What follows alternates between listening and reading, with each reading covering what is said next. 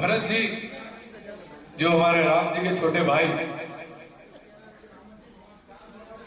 राम जी और सीता माँ और लक्ष्मण जी वनवास के लिए चले गए।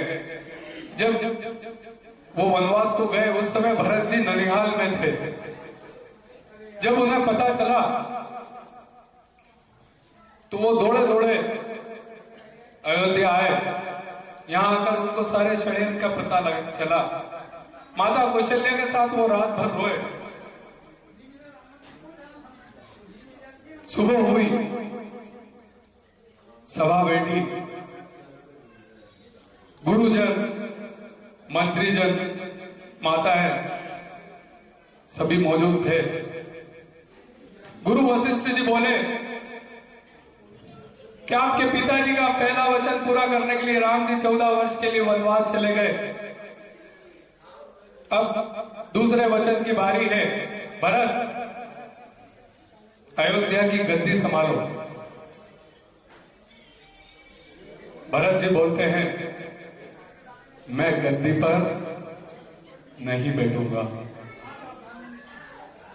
गुरुदेव कहते हैं कि हमें मालूम है कि तुम्हारा मन नहीं है और जिस वचन के लिए तुम्हारे पिता ने अपने प्राण दे दिए उस वचन को पूरा करना पड़ेगा। तुम्हें गद्दी पर बैठना पड़ेगा। भरत जी फिर वही जवाब देते हैं, मैं गद्दी पर नहीं बैठूंगा। गुरुदेव कहते हैं, अगर तुम्हारे गुरुदेव तुम्हें आज्ञा दे तो क्या फिर भी तुम इस गद्दी पर नहीं बैठोगे? भरत जी कहते हैं, जवाब सुनिएगा साथियों, ऐसा जवाब श्री भरत जी ही दे सकते हैं। भरत जी कहते हैं, माफ कीजिएगा गुरुदेव, मैं अगर गद्दी पर बैठ गया तो इसके परिणाम अच्छे नहीं होंगे। अगर आपने मुझे जबरदस्ती इस गद्दी पर बिठा दिया तो यह धरती रसातल को चली जाएगी। गुरुदेव बोले, तुम्हारा यह तर्क मेरी समझ में नहीं आया। इस धरती पर हिरणाक्ष, हिरण्याकश्यप जैसे राक्षस हुए तब यह धरती रसातल को नहीं गई।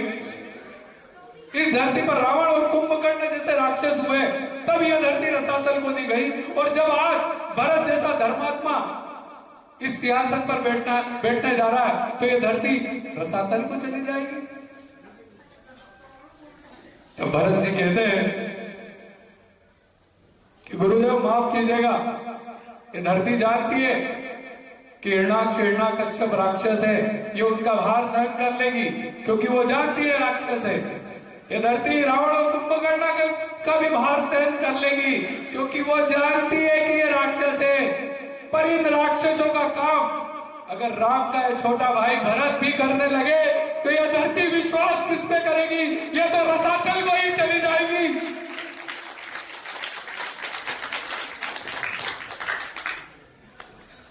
साथियों,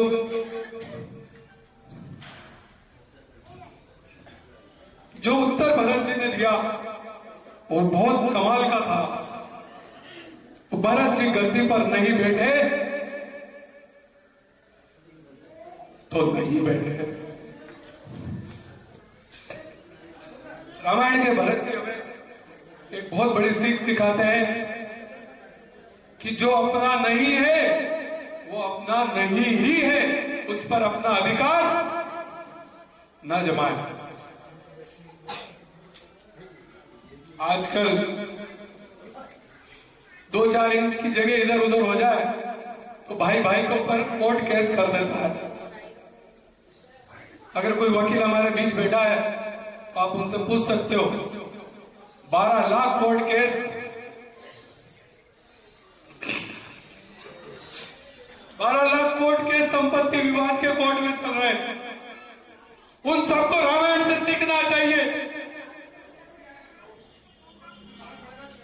कि यहां पर त्याग का कंपटीशन चल रहा है। कौन सबसे बड़ा त्यागी है उसका कंपटीशन चल रहा है। उन सबको रामायण से सीखना चाहिए।